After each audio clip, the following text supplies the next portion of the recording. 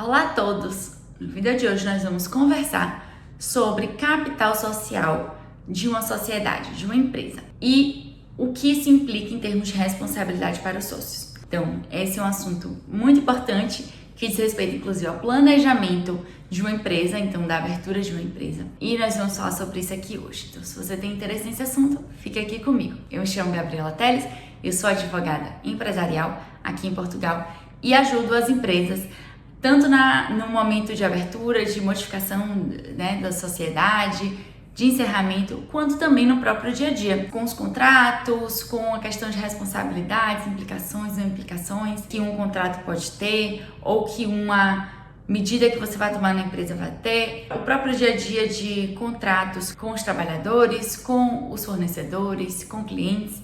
Então, tudo que diz respeito à empresa, nós ajudamos os empresários a realizarem. Então, vamos começar a conversar então sobre capital social. Toca a vinheta.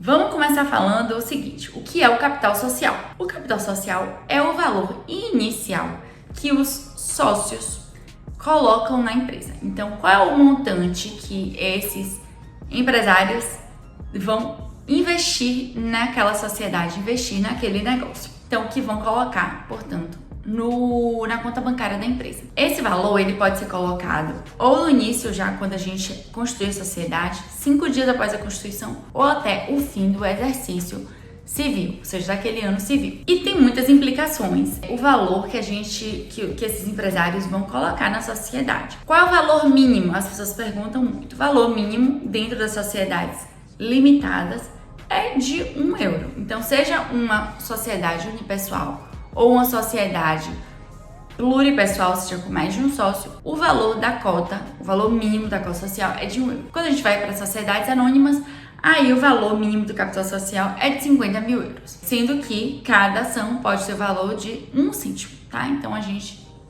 vai ali ter quantas ações, e aí isso é definido dentro da abertura da empresa, na constituição da empresa. Mas vamos conversar aqui e focar principalmente nas sociedades por cotas. Por quê? Porque são as mais comuns, as mais simples e as que são mais utilizadas pelas pessoas. Seja unipessoal, seja pluripessoal, mais de 2 sócios, a partir de 2 sócios, na verdade, o valor mínimo do capital social é de €1. O que isso significa? Que praticamente você pode colocar o valor que você quiser na constituição da sua sociedade. E aí a gente, claro, pensa muito estrategicamente o porquê, qual é o valor do capital social. Porque muita gente já fala assim, eu vou colocar lá o capital social no valor que eu investi, o valor todo, e aí às vezes não justifica. Por quê? Porque o capital social, ele também vai ter uma seguinte implicação, que é a implicação com relação à responsabilidade que os sócios vão ter, tanto perante a sociedade, quanto da sociedade para fora, ou seja, para as outras pessoas. Por quê? Porque como a responsabilidade é limitada,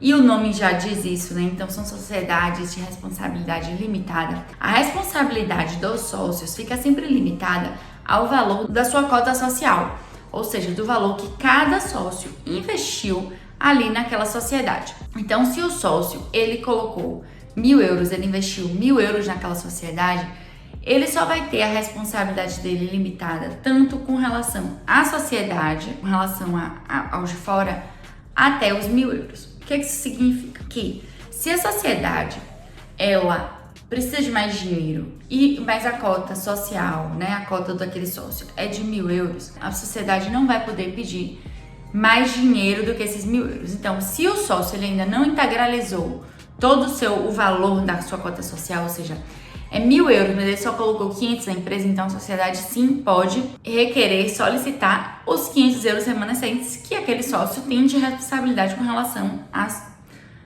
sociedade. Então, sim. Aí, digamos que o sócio, ele colocou já os €1.000 e a sociedade está devendo na praça. Então, há credores dessa sociedade e essa sociedade precisa pagar esses credores. A sociedade vai responder com os seus bens, com o capital social que ela tenha, com tudo que ela tem, então, efetivamente são os bens, seja maquinário, seja propriedades mobiliárias, dinheiro na conta, investimentos, tudo que a sociedade tenha vai responder a esses credores. Mas os sócios, eles não vão poder ser acionados por esses credores para responder às dívidas da sociedade. Por quê? Porque aqueles sócios são responsáveis apenas no limite das suas cotas sociais. Então, se ele já integralizou completamente a sua cota social, não há mais que responder por dívidas da sociedade, tá? Essa é a regra. É claro que existem exceções nesse sentido, então, é uma desconsideração da personalidade jurídica, que no Brasil tem se tornado muito comum, inclusive. Aqui em Portugal, nem tanto. Então, aqui a gente precisa percorrer um caminho mais comprido, né? Então, não é uma coisa banalizada. Então, precisa haver um motivo para que haja uma desconsideração da personalidade jurídica para que sim possa ser responsabilidade dos sócios. Se houver um crime, por exemplo, também é possível.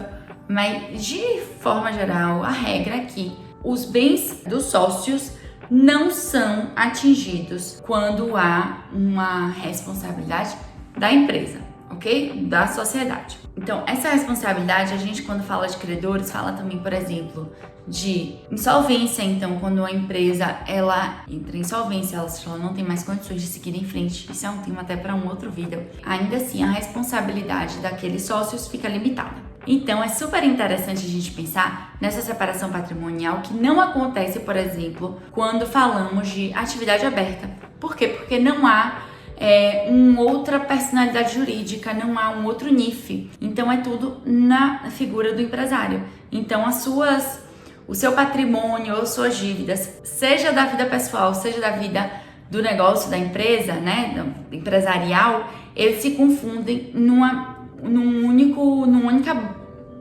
coisa.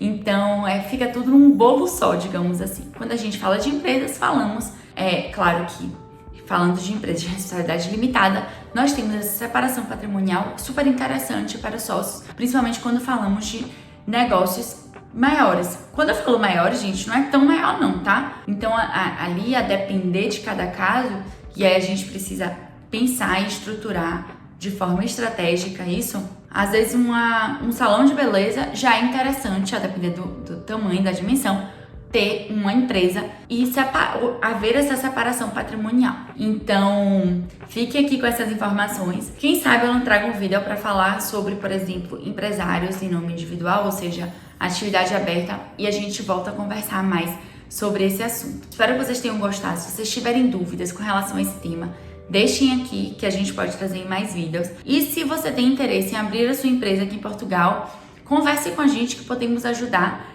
ou seja, estruturar isso, pensar em estruturar esse negócio, ou seja, a parte societária, e abrir essa empresa e depois também fazer um planejamento estratégico, jurídico para a sua empresa. Então, até o próximo vídeo.